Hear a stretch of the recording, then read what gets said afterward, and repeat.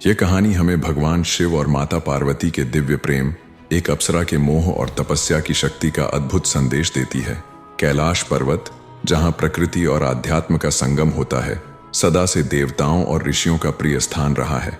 इसी पवित्र भूमि पर घटित हुई मधुरा की कहानी, जो हमें धर्म, भक्ति और तप के महत्व का बोध कराती है। मधुरा स्वर्गलोक की एक अनुपम सुंदरी अपनी सुंदरता और नृत्य कला के लिए प्रसिद्ध थी, लेकिन उसकी असली विशेषता थी उसकी अटूट भक्ति। वह भगवान शिव और माता पार्वती की अनन्य भक्त थीं। स्वर्गलोक में रहते हुए भी वह अक्सर धरती पर जाकर मंदिरों और पवित्र स्थलों पर पूजा किया करती थीं। एक दिन अपनी भक्ति को और गहन करने के उद्देश्य से मधुरा ने कैलाश पर्वत की यात्रा करने का निश्चय किया। कैलाश, जो स्वयं भगवान शिव और माता पार्वती का निवास स्थान है, मधुरा के लिए भक्ति का परम धाम था। वह स्वर्गलोक से उतरी और हिमालय के दुर्गम मार्गों को पार करती हुई कैलाश पहुंची। कैलाश पर पहुंचने के बाद मधुरा ने माता पार्वती को वहां न पाकर उनका इंतजार करने का निर्णय लिया। वह एक शांत स्थान पर बैठ गई और भगवान शिव और माता पार्वती की भक्ति में लीन हो गई। इसी बीच उसकी दृष्टि भगवान शिव पर पड़ी।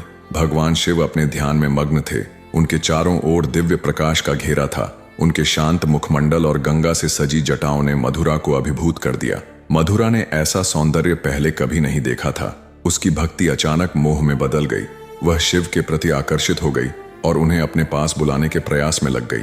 मधुरा ने अपनी सुंदरता और नृत्य कला का सहारा लिया, लेकिन भगवान शिव, जो योगी और तपस्वी थे, उसकी इन कोशिशों से अप्रभावित रहे। कुछ समय बाद माता पार्वती कैलाश लौट आईं। उन्होंने मधुरा को महादेव के निकट नृत्य करते हुए देखा। यह दृश्य देखकर माता पार्वती का क्रोध प्रज्वलित हो उठा।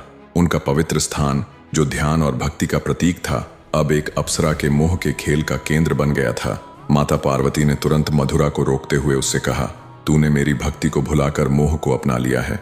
यह स्थान भक्ति और साधना का है, न कि माया का। मधुरा ने अपनी भूल के लिए क्षमा मांगी, लेकिन माता पार्वती का क्रोध शांत नहीं हुआ। उन्होंने श्राप दिया, तू 12 वर्षों तक एक मेढकी बनकर इस कुएं में रहेगी। मधुरा रोने लगी और अपनी गलती पर पश्चाताप करने लगी। उसकी करुण पुकार सुनकर भगवान शिव ने माता पार्वती से कहा, मधुरा ने भले ही एक गलती की हो, लेकिन वह तुम्हारी अनन्य भक्त है। उसे मोक्ष का मार्ग दिखाना उचित होगा। माता पार्वती ने शिव की बात मानकर मधुरा से कहा, तू अपनी तपस्या से अपने श्राप से मुक्ति पा सकती है।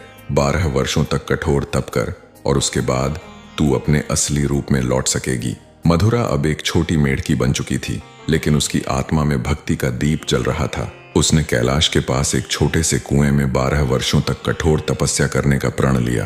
कठिन मौसम, भूख और प्यास के बावजूद मधुरा ने तपस्या नहीं छोड़ी। उसने अपनी भूल का प्रायश्चित करते हुए भगवान शिव और माता पार्वती की आराधना की। उसकी तपस्या इतनी प्रबल थी कि देवता भी उसकी साधना से प्रभावित हो गए।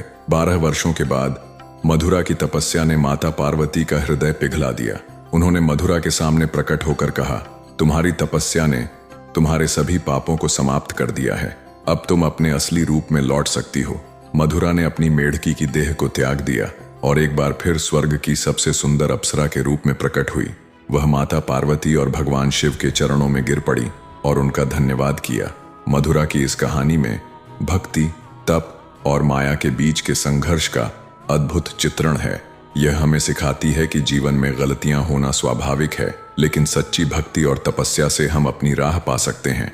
यह भी संदेश देती है कि भगवान की कृपा और दया असीमित है और वह सदा अपने भक्तों का मार्गदर्शन करते हैं।